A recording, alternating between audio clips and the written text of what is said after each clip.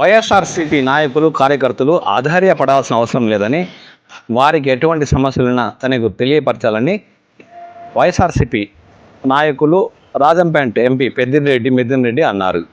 ఈ సందర్భంగా ఆయన చిత్తూరు జిల్లా పుంగునూరు నియోజకవర్గం సదుంలోని ఎంపీడీఓ కార్యాలయంలో వైఎస్ఆర్సీపీ పార్టీ నాయకుల కార్యకర్తల ప్రత్యేక సమావేశం నిర్వహించారు. ఈ కార్యక్రమంలో నియోజకవర్గ స్థాయి నాయకులు కార్యకర్తలు పాల్గొన్నారు. ఈ సందర్భంగా ఆయన వారి నుంచి సమస్యలను అడిగి తెలుసుకున్నారు. వాటి పరిష్కారానికి కృషి చేయనున్నట్టు ఆయన పేర్కొన్నారు.